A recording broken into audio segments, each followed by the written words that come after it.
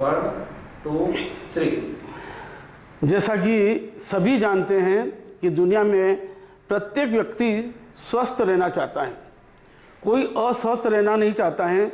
और स्वस्थ रहने के लिए अपनी जीवन शैली को बनाए रखना बहुत आवश्यक होता है। विगत वर्षों में कोरोना काल में ये बीमारियां उजागर हुई है और लोगों की कार्य क्षमता भी बढ़ी है और इम्यूनिटी भी कम हुई है, फेफड़ों की प्रॉब्लम भी आई है। ऐसी स्थिति का अध्ययन किया गया है। तो ऐसी स्थिति में ये देखा गया है कि कई बीमारियां दुर्लभ होती हैं, कठिन होती हैं, जिनका इलाज करना प्रॉपर नहीं हो पाता, परंतु इसे परिजन और उसके साथ ही नियमित जांच और डॉक्टर से संपर्क करने पर ये बीमारियां दूर हो सकती हैं। देखिए, हमने इसमें लिखा है कि यह दुर्लभ बीमारियों का विश्व में जो दिवस मनाया जाता है वो 28 फरवरी का अंतिम माह के दिवस मनाया जाता है। इसमें ये बताया गया है कि कोरोना काल में लगभग 13 तरह की संक्रामक बीमारियां उजागर हुई हैं और 44 देशों में ये बीमारियां 10 गुना बढ़ी हैं। यहाँ पर इन बीमारियों का अध्ययन किया गया है। तो जो जीवन में हम देखते हैं, कैंसर है, बीपी है, मधुमेह है, इसी तरह से अनेक बीमारियां, जो इनकी संख्या कितनी है विश्व में 7000 है।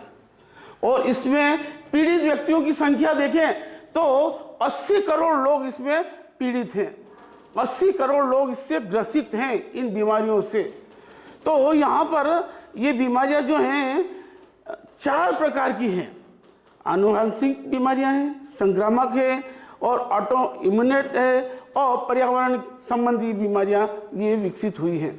इन बीमारियों की रोकथाम बहुत आवश्यक है। यदि हम सचेत नहीं रहे तो ये बीमारियां बढ़ती जाती हैं और बहुत विशाल रूप धारण कर लेती है और व्यक्ति चल फिर नहीं सकता है और बिस्तर संभाल लेता है। इसलिए हमारे परिजन को भी इसमें जागरूक होना पड़ेगा और उसके साथ ही साथ इन बीमारियों के प्रति अपने साहित्य का अध्ययन करना पड़ेगा। इसके अलावा डॉक्टरी जांच भी कराना पड़ेगी और यह निरंतर इसकी यदि आप प्रति सचेत रहेंगे तो निश्चित तौर से बीमारियां रोकी जा सकती हैं, कम की जा सकती है और आपका जीवन काल बढ़ सकता है। इसमें हमने इसको हाईलाइट किया है। देखिए, इन बीमारियों में जो दी है ये 4 प्रकार की बीमारियां बताई। इसके बाद इसमें ये कहा गया है कि इन बीमारियों के लिए यदि सचेत नहीं रहे तो निश्चित तौर से आपकी बीमारियां बढ़ेगी। और इसमें इस लेख में मैंने सारी बातों का उल्लेख किया और ये भी कहना चाहूँगा कि आने वाले दिनों में तापमान बढ़ने वाला है। 2025 में तापमान शिखर पे जाएगा, पिछले समय से भी ज़्यादा जाने वाला है।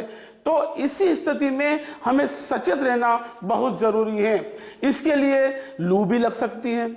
इसमें लू लगती है तो हमारा तापमान क्या होता है, बिल्कुल बेसहारा हो जाता है, अलग हो जाता है। हम जिस सामान्य रूप से जीते हैं वह तापमान नहीं रहता है और हमारे इसमें पानी की कमी हो जाती है और फिर बेचैनी आती, चक्कर आते, एल्टन होती है। इस तरह से यह लू का प्रकोप बढ़ता है। तो इसमें मरीज को ठंडे स्थान पे ले जाना चाहिए, कपड़े खोलना चाहिए, मोजे खोलना चाहिए। इसकी कई बातें हैं। उसको केरी का पना देना चाहिए। अब हीट स्ट्रोक भी होने वाला है, उसमें गर्मी बहुत फैलेगी और उसमें हमें क्या है, नारियल के पानी का उपयोग करना चाहिए, हमें ककड़ी का उपयोग करना चाहिए। ऐसे चीज़ों का उपयोग करेंगे तो हीट स्ट्रोक जो है हमारा कम हो जाएगा। इस तरह से ये बीमारियां आने वाले दिनों में पनपने वाली हैं, गर्मी के तौर पर ये बढ़ने वाली हैं।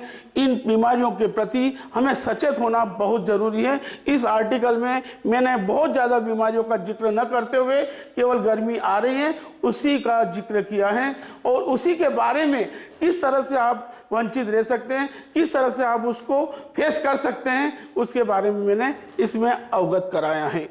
अब वैसे बीमारियां दिन प्रतिदिन बढ़ रही हैं तो निश्चित तौर से हमें इसके प्रति जागरूकता लाना पड़ेगी और स्वस्थ रहने के लिए डॉक्टर से निरंतर हमें संपर्क करना पड़ेगा, तो जाकर इसकी रोकथाम हो सकती है।